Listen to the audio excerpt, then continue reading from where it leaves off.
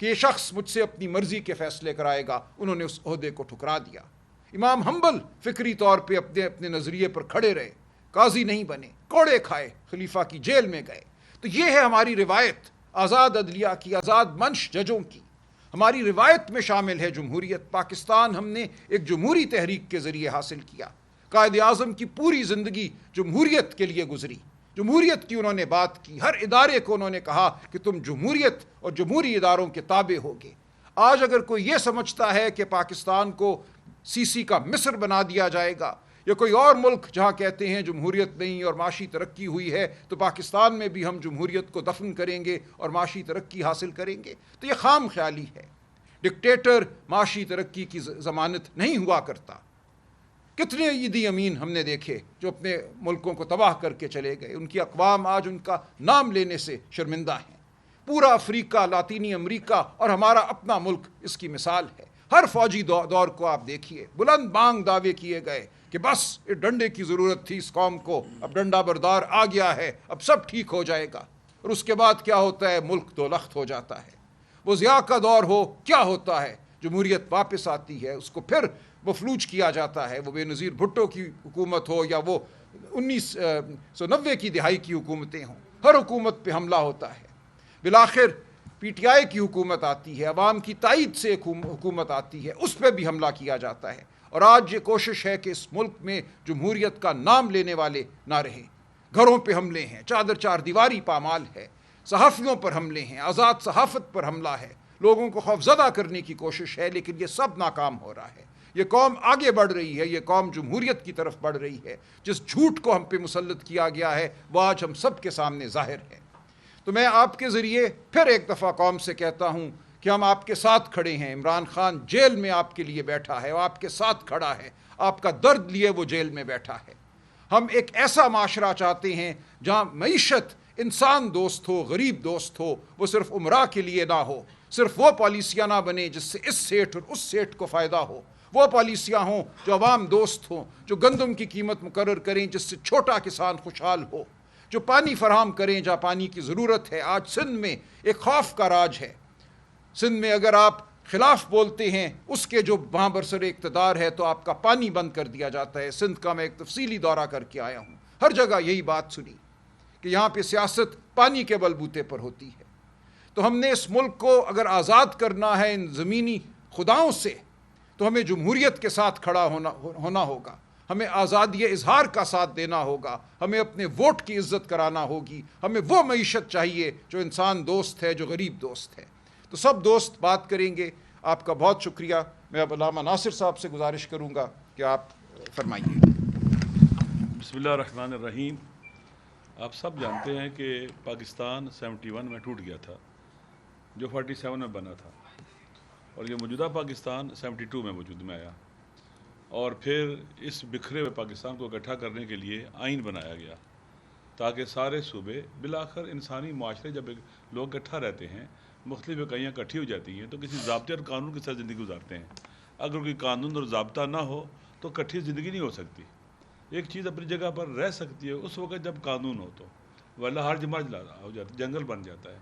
تو اکٹھے رہنے کے لیے آئین بن گیا، 1973 کا آئین، کہ ایک ڈاکومنٹ بن گیا، سوشل کنٹریکٹ بن گیا، جس کے تحت پاکستان کے سارے صوبے اور ساری اکائیاں انہوں نے فیصلہ کیا اکٹھے رہیں گے، اور ان کے جو ریپرزنٹیٹیو تھے انہوں نے آئین بنایا اور پاکستان کے عوام نے اس کو قبول کر لیا۔ آئین وہ بنیادی ڈاکومنٹ ہے جو ہم کو اکٹھا رکھتا ہے۔ پھر اس کی روشنی میں قانون سازیاں ہوتی ہیں، ادارے بنتے ہیں، پارلیمنٹ بنتی ہے، ادارے بنتے ہیں، صوبائی سیٹ اپ بنتے ہیں، اسی آئین کی روشنی میں بنتے ہیں، اور قانون سازی ہوتی ہے صوبائی سطح پر، مرکزی سطح پر، اور قانون محترم ہوتا ہے۔ جن معاشروں میں قانون اپنی حرمت کھو بیٹھتا ہے وہ معاشرے تباہ و برباد ہو جاتے ہیں۔ قانون کے نفاذ کے بغیر عدل کا نفاذ ناممکن ہے، لوگوں کو ان کے حقوق دلوانا ناممکن ہے۔ اس وقت آپ دیکھتے ہیں کہ کہتے ہیں کہ اس وقت سیلاب آیا ہوا ہے جو تباہی مچا رہا ہے، طوفان ہے اس وقت پانی کی شکل میں جو تباہی مچا رہا ہے۔ اس سے پہلے آئین شکنی کا طوفان آیا، لا قانونیت کا طوفان آیا، عوام کے حقوق پر ڈاکہ ڈالنے کا طوفان آیا۔ 8 فروری کو عوام نے جو فیصلہ کیا تھا اس کو اس لا قانونیت اور آئین شکنی کے طوفان کے ذریعے بدلنے کی کوشش کی گئی اور ملک تباہی و بربادی کے حوالے کر دیا گیا ہے۔ اگر کوئی یہ سمجھتا ہے کہ آئین شکنی کر کے یا آئین کی روح ختم کر کے، جو آئین بنایا تھا ہمارے اسلام نے، اس کی روح ختم کر کے اور اس کو ایک بالکل ایک پیرالائز قسم کا آئین بنا دیں اور پھر اپنی مرضی کے قوانین بنائیں، اور وہ قوانین جو دراصل قانون کی روح کے خلاف ہیں، جو فلسفہ قانون سازی کا اس کے خلاف ہے، تو اس نتیجے میں کیا ہو جائے گا؟ ملک تباہ و برباد ہو جائے گا، ادارے ریلیونٹ ہو جائیں گے۔ اب پنجاب میں کوئی ادارہ ہے؟ سیلاب آیا ہوا ہے، ہر طرف ایسا ہی ہے۔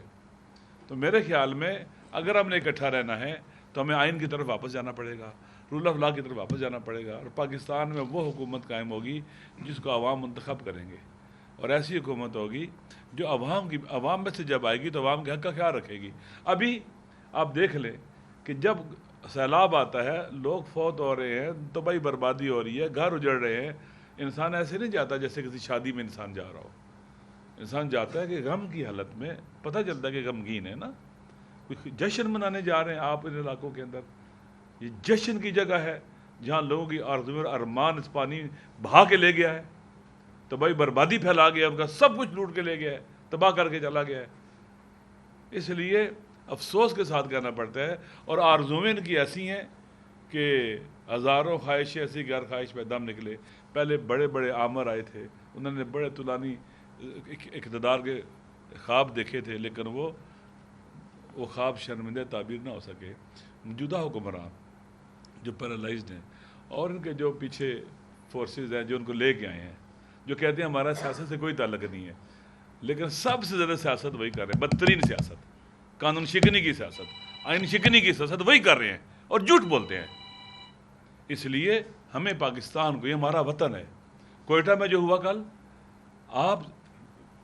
آپ دیکھ لیں کہ پرامن سیاسی جدوجہد کو بموں کا خطرہ ہے، دھماکوں کا خطرہ ہے، جیل جانے میں کا خطرہ ہے، لوگ جیلوں میں پھینک دینا، ان پر غیر ضروری ایف آئی آریں اور ناجائز ایف آئی آریں کاٹنا، پریشرائز کرنا، ہراس کرنا، کوئی بولے نہیں۔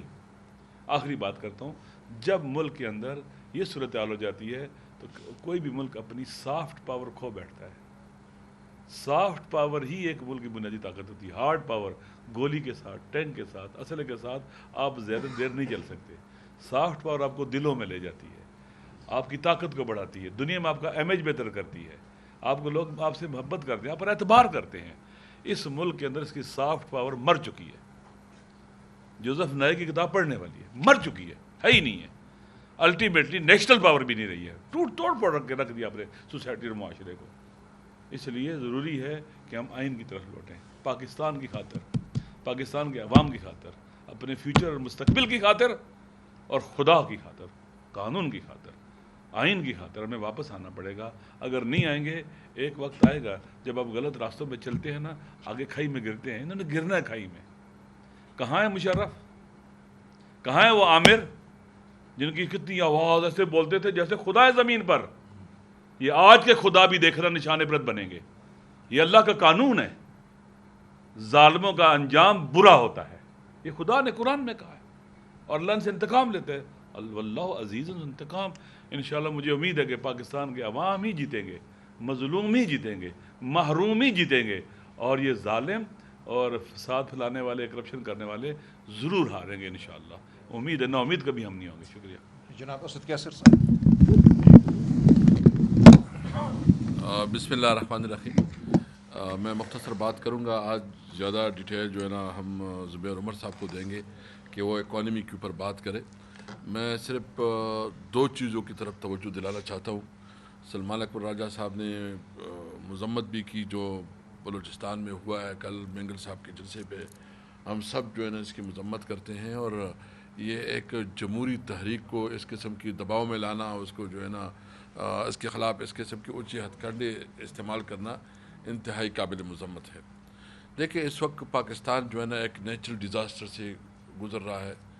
ہمارے صوبے میں کلاؤڈ برس ہوئے، بنیر میں، سوات میں، باجوڑ میں، اور میرے اپنے ڈسٹرکٹ سوابی میں ہوئے، اور اس کے چونکہ میں سوابی سے ہوں تو وہ تکلیف میں خود محسوس کر سکتا ہوں کہ ایک گھر کے 13 مطلب مرد اور خواتین اور بچے وہ شہید ہوئے۔ آپ سوچ سکتے ہیں کہ اس گھر کی، اس فیملی کی، اس رشتہ داروں کی مطلب کیا زندگی رہی ہوگی۔ اور دوسری پھر بنیر میں بھی انتہائی بڑے بڑے سانحات ہوئے کہ یک دم جو ہے نا مطلب کلاؤڈ برس سے جتنے بڑے بڑے چٹان آئے جس طرح ہوا. اور دوسرے پنجاب میں جو افسوسناک ہو رہا ہے اس وقت کہ پورا پنجاب جو ہے نا وہ پانی پانی ہے اور حکومت مکمل طور پر ناکام ہے ریلیف کاموں میں, بلکہ اس میں شہرت زیادہ ہو رہی ہے. اور زیادہ تر یہ انسٹرکشن ہے کہ جب تک بی بی مریم کی فوٹو نہیں ہوگی تو کوئی ریلیف کام نہیں ہوگا, جس نے پورے پنجاب کی جو گورننس ہے اس کو ایکسپوز کر دیا ہے. عملاً جو ہے نا نہ لوگوں کو کھانا مل رہا ہے, نہ رہنے کے لیے ادھر کوئی ٹینٹ پراپر انتظام کیا گیا ہے, بس صرف اشتہار بازی ہے اور ڈرامہ بازی ہے. اور یہ جو دوسرا ہمیں مین میڈ ڈیزاسٹر کا سامنا ہے, آپ دیکھ رہے ہیں کہ جو پنجاب تو سیلاب سے متاثر ہے, یہاں بھی کچے کے ڈاکو کا اور سندھ میں بھی کچے کے ڈاکو, لیکن ہماری صوبے میں خیبر پختونخوا کے بارڈرز ایریا میں جو 40 سال سے جنگ جاری ہے اور اس کے اثرات جو ہے نا ہم بھگت رہے ہیں. ایک تو ہماری اکانومی کے اوپر جو اس کے اثرات ہوئے, کیونکہ جس کے پاس پیسہ ہے وہ کیوں کر جو ہے نا ادھر خیبر پختونخوا میں انویسٹمنٹ کرے گا, وہ پاکستان کی دوسری پنجاب جاتا ہے یا کراچی جاتا ہے یا ملک سے باہر جاتا ہے. اور دوسری طرف جو ہے نا وہاں جو ہمارا کلچر ہے اس نے بہت بڑا متاثر کیا, یعنی ایک کلاشن کوپ کلچر اور ڈرگ کا کلچر جو ہے نا اس جنگوں کی وجہ سے آیا, اور اس کی متبادل پہ کچھ نہیں دیا گیا, نہ ڈیولپمنٹ دی گئی. اور ابھی بھی جو ہماری صوبے کے ساتھ رویہ رکھا جا رہا ہے کہ نہ اس کا نیٹ ہائڈر پرافٹ دیا جا رہا ہے, نہ اس کی جو این ایف سی میں جو اس کا شیئر ہے, جو خیبر پختونخوا کا جو ڈیو شیئر ہے وہ بھی اس سے جو ہے نا انکاری ہے.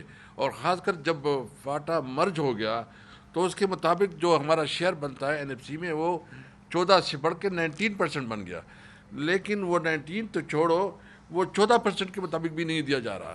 اور سرتاج عزیز جو کمیشن تھا اس میں یہ کمٹمنٹ کی گئی تھی کہ 1000 بلین روپیز جو ہے نا وہ دیں گے 10 سال میں, ابھی تک وہ کمٹمنٹ بھی پوری نہیں ہو رہی ہے.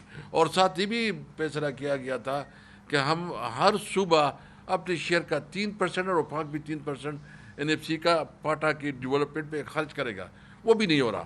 البتہ کیا ہو رہا ہے, وہاں نئے سرے سے آپریشن ہو رہے ہیں, اور وہ آپریشن جو کہ 21 آپریشن آلریڈی جو یہ ہمارے علاقے میں ہوئے ہیں, جو آپ میں سے ہمارے علاقے سے اس کو پتہ ہے, کبھی کہتے ہیں کہ دربشم, مطلب پشتوں میں انہوں نے مختلف جو ہے نا نام رکھے ہیں, چرتب تختے, اس قسم کے نام رکھے ہیں. اور وہ 21 آپریشنز کا رزلٹ یہ ہے کہ اس وقت جتنی بھی ملیٹنسی ہے وہ بڑی ہے, کم نہیں ہوئے. تو اس کی روٹ کازز پہ آپ کو غور کرنا چاہیے کہ یہ کیوں ناکام ہے یہ پالیسی. اس لیے پارٹی پی ٹی آئی کا پالیسی یہ ہے کہ ہر صورت میں آپ جو بھی کریں, ایک تو آپ کی جو انٹیلیجنس ادارے اس کو مؤثر کرے, اس کو افیکٹو بنائیں, اور ساتھ ساتھ جو اپنی بارڈر مینجمنٹ ہے اس کو مؤثر بنائیں, اور ساتھ جو ہے نا آپ اپنے نوجوانوں کے لیے امید دے, ہوپ دے, روزگار دے, اپرچونٹی دے. تو یہ 2 قسم کی ڈیزاسٹر ہے.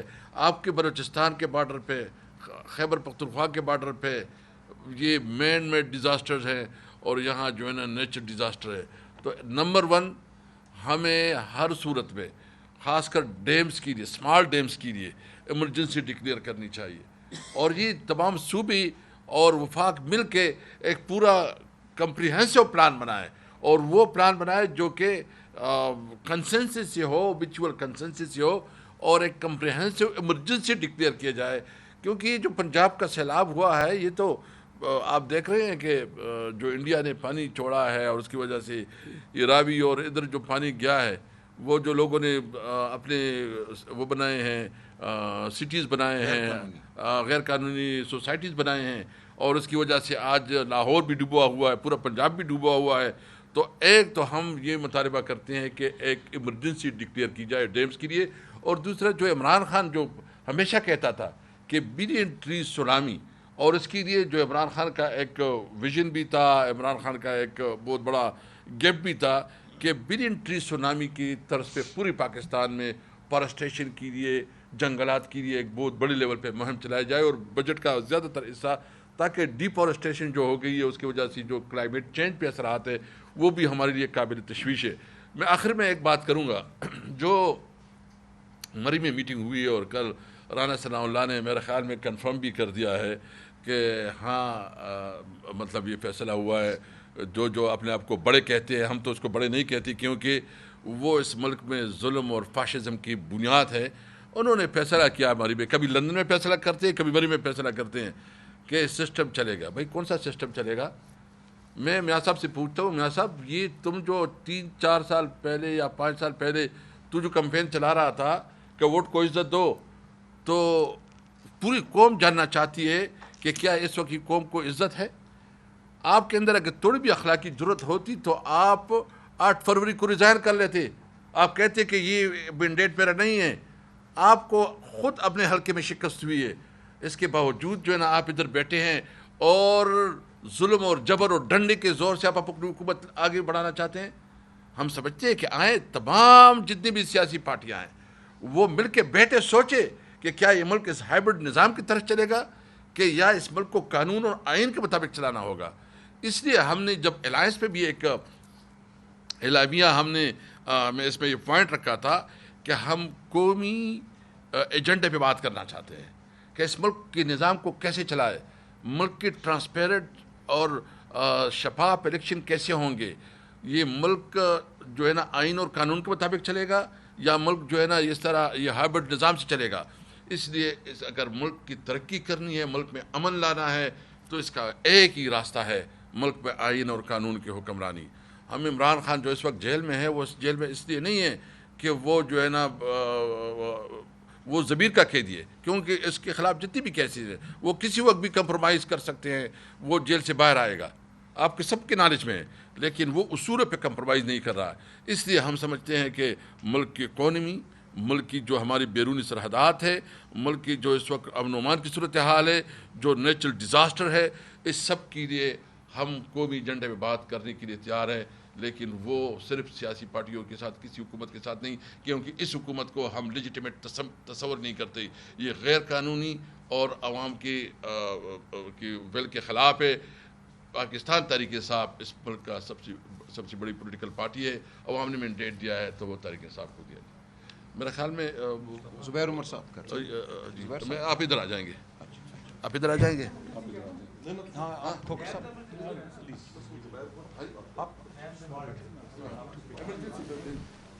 جی زبیر صاحب معیشت کے حوالے سے بات کریں گے. بسم اللہ الرحمن الرحیم. Thank you very much Salman Raja صاحب, اسد کیسر صاحب, مصطفیٰ کھوکر صاحب, اتو سے, کہ آج جو پاکستان کے جو مسائل ہیں, ظاہر سی بات ہے پاکستان کے مسائل کی جب ہم بات کرتے ہیں تو معیشت, پاکستان کے عوام جو سفر کر رہے ہیں اور اس فلڈز کے آنے کی وجہ سے جو اور سفر کریں گے اس کو تھوڑا سا کور کریں گے. لیکن اس سے پہلے چونکہ وزیر اعظم صاحب نے کل چین میں تقریر کی اور پوری دنیا کو یہ بتایا کہ جب سے انہوں نے پرائم منسٹر بنے, یعنی کہ اپریل 2022 سے پاکستان میں کرپشن ہی نہیں ہوئی ہے. ابھی اتنا بڑا جھوٹ انٹرنیشنل آڈینس کے بعد بولا, تو اس وجہ سے میں 2 صرف واقعات بتاؤں گا. ظاہر ہے ایک بہت بڑا تفصیل ہے کرپشن کی, اور وہ ان کے اپنے سورسز کے بتاؤں گا. اکاؤنٹنٹ جنرل آف پاکستان کی 2 رپورٹس ہیں. ایک انہوں نے ویٹ سکینڈل پر پارلیمنٹ میں سبمٹ کی, وزیر اعظم کو سبمٹ کی, اور اس میں یہ بتایا گیا کہ 300 بلین روپے کے کرپشن ہوئی ہے, 300 بلین روپے کی, اور ہمارے وزیر اعظم صاحب کہہ رہے ہیں کہ کرپشن ہی کوئی نہیں ہوئی. میرا خیال ہے ان کو ڈکشنری کھول کے کرپشن کا کے میننگ سمجھنے کی ضرورت ہے کہ کرپشن کہتے ہیں کتنے. کرپشن کہتے ہیں جو اشرافیہ کی, فیصلہ سازوں کی جیبوں میں جاتا ہے. اور اس کی سب سے بڑی اگزامپل ایک اور جو بڑا سکینڈل ہے, شوگر سکینڈل, جس میں 300 بلین, اور یہ again accountant general of Pakistan نے پارلیمنٹری کمیٹی میں جا کے بتایا کہ یہ جو ریسنٹ پرائس انکریزز ہوئی ہیں اس کی وجہ سے 300 بلین روپے شوگر مل اونرز کی جیبوں میں گیا ہے. شوگر مل اونرز ہیں کون؟ سارے کے سارے وہ ہیں جو کہ فیصلہ سازی کرتے ہیں, جن کی حکومت ہے, جو وزیر اعظم کے بیٹے ہیں, خود جہانگیر ترین ہیں, چودھریز ہیں, آئی مین یو نیم اٹ, زرداریز ہیں, سارے کے سارے شوگر مل اونرز ہیں. 300 بلین اکاؤنٹنٹ جنرل نے کہہ دیا, اور وزیر اعظم صاحب نے ہڑپ کر لیا, ان کو پتہ ہی نہیں کہ 300 بلین گئے کہاں ہیں. اور انہوں نے یہ وعدہ کیا تھا قوم کے ساتھ جب یہ شوگر سکینڈل سامنے آیا ہے کہ میں کنفرنٹ کروں گا شوگر مافیا کو, اس کو 2 مہینے ہو گئے اس بات کو, کوئی ایکشن نہیں لیا گیا. تو جب آپ یہ باتیں کرتے ہیں نا کرپشن کی, ایک اور میں چونکہ یہ ریسنٹ واقعہ اور بڑا کنسرن ہے, آپ کو پتہ ہے کہ آئی پی پیز کے حوالے سے جو پاکستان نے جو بوجھ اٹھایا ہے, صرف میں آپ کو بتا دوں کہ 8.4 ٹریلین روپیز 10 سال میں ہم نے کیپیسٹی پیمنٹس, یعنی کہ ہم نے یوز نہیں کی بجلی, خریدی نہیں بجلی, لیکن چونکہ ایگریمنٹ ایسا تھا تو 8.4 ٹریلین روپیز اوور 10 ایئرز ہم نے دیا. اب انہوں نے ECC نے ایک اپروو کیا ہے پیٹرولیم پروڈکٹس کی شپمنٹ کے لیے 1 ٹن بن رہا ہے پائپ لائن, اس کا ٹھیکہ دیا ہے پہلی چیز بغیر بڈنگ کے. کون سا اصول کہتا ہے کہ بغیر بڈنگ کے ہونا چاہیے؟ جو پرائس آگے سے آ گئی, اب میں ان کمپنیز کا نام نہیں لینا چاہتا جو کمپنیز فورن کمپنیز بھی انوالوڈ ہیں, بٹ آپ نے بڈنگ کیوں نہیں کرائی ہے؟ بڈنگ کراتے تو پرائس آپ کو اچھی ملتی. کیا ایک ہی کمپنی تھی پوری دنیا میں جو کہ اس کو ٹھیکہ دینا تھا؟ دوسری بات, آپ نے اس کی ری پیمنٹس جو ڈالر بیسڈ کر دی ہیں. پھر وہی آئی پی پی والا پرابلم, آدھی سے زیادہ انویسٹمنٹ آپ کی روپیز میں اور ریٹرن ڈالرز میں کمٹ کر رہے ہیں. یہ کون سی دنیا کا اصول ہوتا ہے؟ اور پھر کہہ رہے ہیں کرپشن نہیں ہے. یہ ECC نے اپروو کر دیا, ابھی یہ کابینہ میں جانے والا ہے. اس وجہ سے ہم کہہ رہے ہیں کہ بھائی اچھا اس میں بھی وہ کلوز ہے جو کیپیسٹی پیمنٹ والا تھا کہ شپمنٹ ہو یا نہ ہو آپ کو پیمنٹ کرنی ہے. ابھی آپ ایک مشکل بحران سے نکلے نہیں ہیں, آپ ایک دوسرے مشکل بحران میں قومیں سیکھتی ہیں کہ بھائی ہم نے جو غلطی کی تھی, ابھی سب کوئی بھی اون نہیں کرتا آئی پی پیز ایگریمنٹ کو کہ جو کیپیسٹی پیمنٹس ہمیں کرنی پڑی. Again I am repeating 8.4 trillion. یہاں اب ایک اور آپ ایگریمنٹ کر لیا آپ نے, ECC نے اپروو بھی کر دیا, اکنامک کوآرڈینیشن کمیٹی اور کیبنٹ نے. اب میں اور چوتھا جو اگزامپل ہے, خود میرا خیال ہے خواجہ آصف کی اگر وہ فلور آف دی ہاؤس میں سن لیتے وزیر اعظم, کہ وہ خود اپنے سیالکوٹ کے بارے میں کہہ رہے ہیں کہ کتنی کرپشن ہو رہی ہے. خواجہ آصف کہہ رہے ہیں, ہم نہیں کہہ رہے ہیں. تو وزیر اعظم صاحب کو یہ یاد دلانے کی ضرورت ہے, this is one of the most corrupt. ہاں چونکہ آپ نے میڈیا کو اتنا کنٹرول کیا ہوا ہے, اس وجہ سے وہ کرپشن کی کہانیاں اس طرح سے نہیں آتی جس طرح سے پہلے آتی تھیں. دوسری چیز ہے فلڈس کے حوالے سے, میں اس میں نہیں جاؤں گا کہ فلڈس آئے, وہ تو ظاہر سی بات ہے, ہم سب کو افسوس ہے.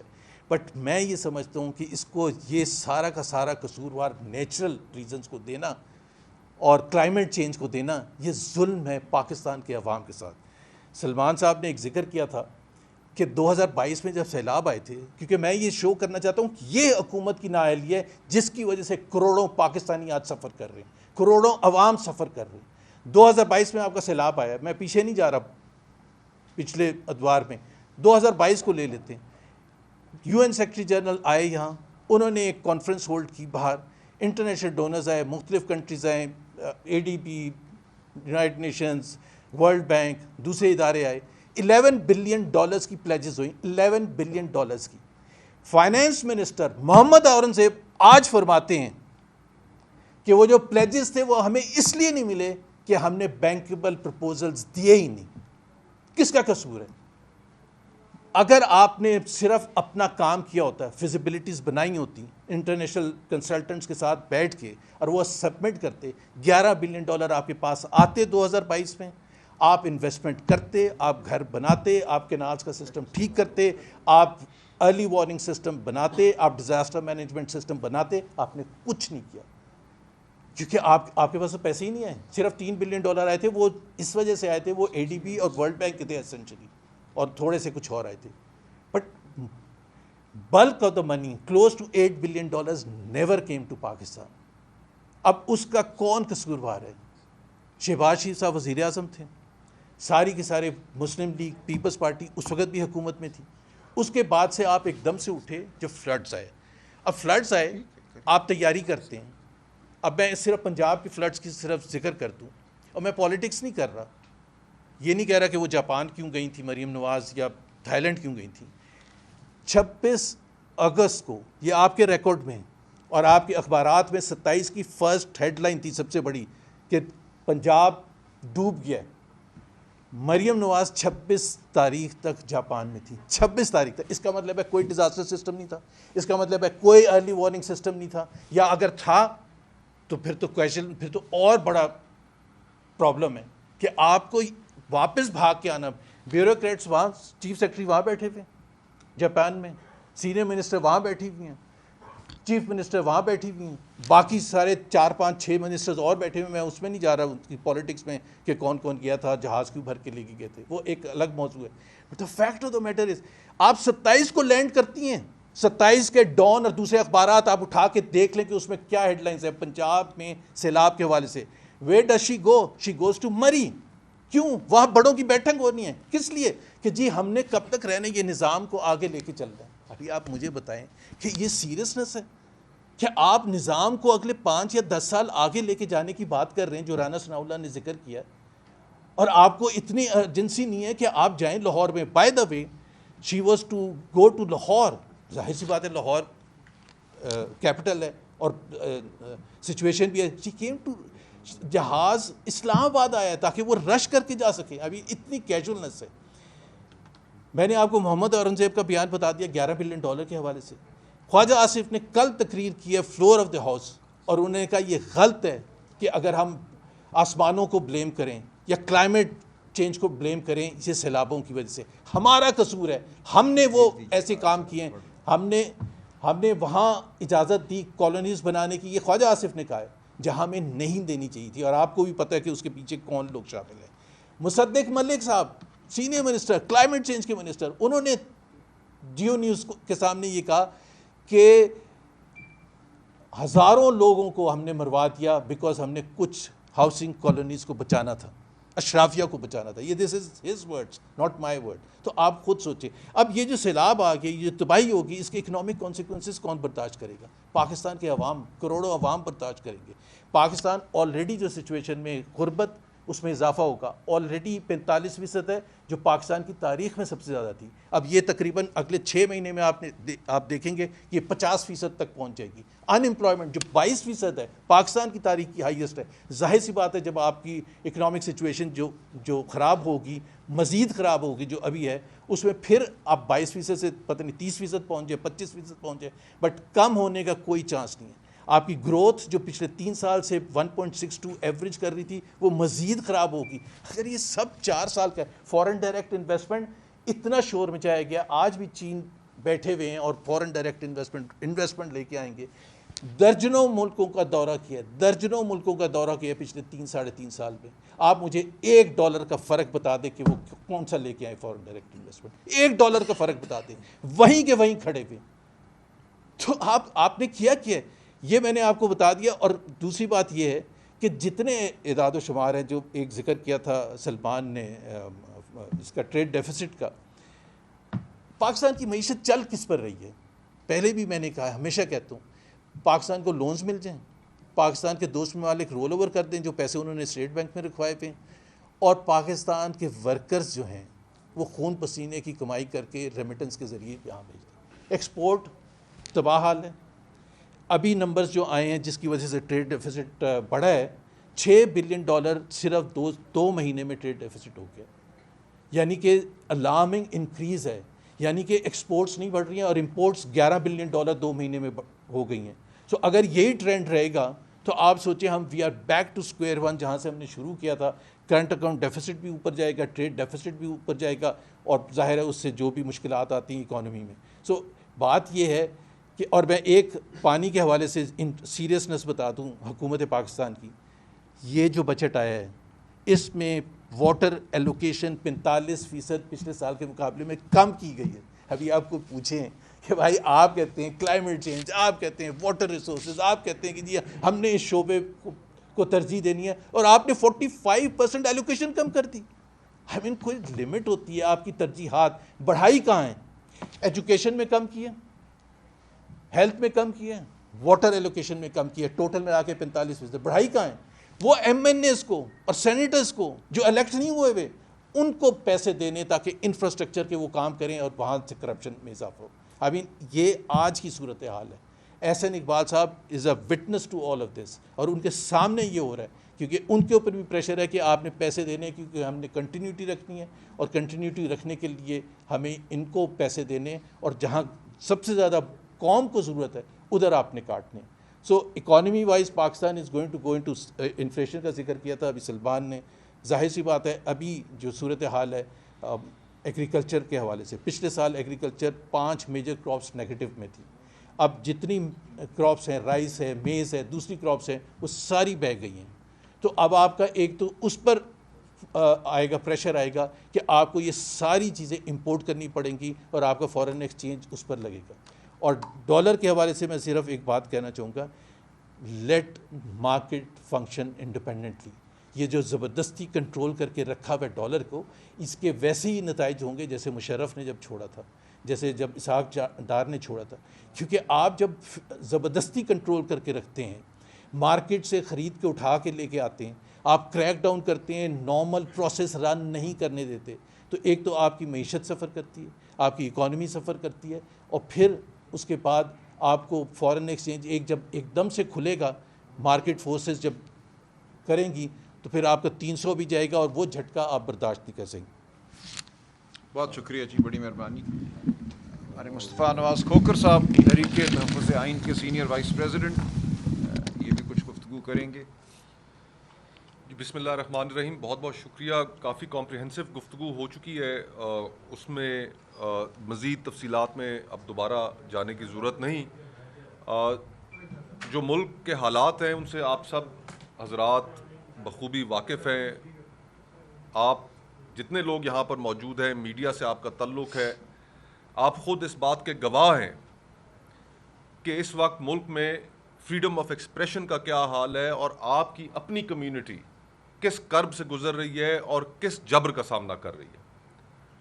ایز وی اسپیک آج متعدد پاکستان کے نامور اینکرز، آج وہ انہیں شوز سے ہٹا دیا گیا ہے، چینلوں سے ہٹا دیا گیا ہے، ان کی آواز بند کر دی گئی ہے. آج سے صرف ہفتہ ڈیڑھ ہفتہ قبل ایک صحافی، ان کو اریسٹ کیا گیا میڈیا ٹاؤن سے، ان کی رہائش گاہ سے، صرف اس پاداش میں کہ انہوں نے ایک ٹویٹ کی تھی. اور جب ان کی اریسٹ کی خبر سنی تو میں ان کے ٹویٹر اکاؤنٹ پہ گیا اور میں نے وہ ٹویٹ دیکھی، تو کوئی ایسی قابل اعتراض بات نہیں تھی کہ جس کی وجہ سے ان کو اریسٹ کیا جاتا. اور یہ facts and figures on record باتیں ہیں کہ اس وقت صرف اس سال کے جتنے مہینے گزرے ہیں، ان پچھلے 7 مہینوں میں جب سے پیکا قانون آیا ہے، ان 7 مہینوں میں 99 صحافی حضرات ان کو نوٹسز جا چکے ہیں پیکا قوانین کے تحت. تو یہ تو اس ملک میں فسطائیت کی حالت ہے، جبر کی حالت ہے. تو اس ماحول میں آپ، میں، سیاسی کارکن کس طرف دیکھ سکتے ہیں؟ کس طرف ہمیں دیکھنا چاہیے؟ امید رکھنی چاہیے کہ ہمیں کہیں سے کوئی انصاف ملے گا. وہ ہے عدلیہ کا ادارہ.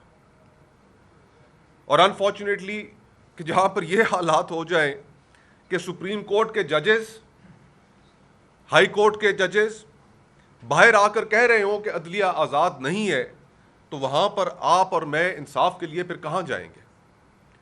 جسٹس اطہر منالہ صاحب کی جو گفتگو ہے وہ آپ سب حضرات نے سنی.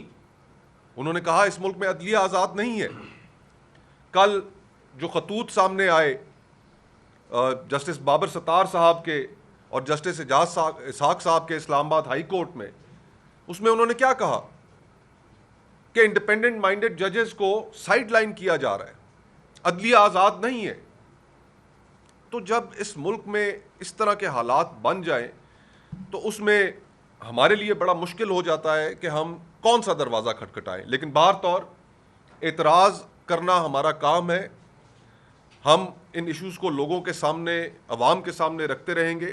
اور اسی ضمن میں اتحاد نے یہ ایک فیصلہ کیا ہے کہ آنے والے ہفتے میں ہم عدلیہ کی کارکردگی کے اوپر، خصوصاً لائرز موومنٹ کے بعد سے جو عدلیہ کی کارکردگی رہی اس ملک میں، افتخار چودھری صاحب سے لے کر یا آفریدی صاحب تک، اس کا یہ ٹائٹل ہوگا.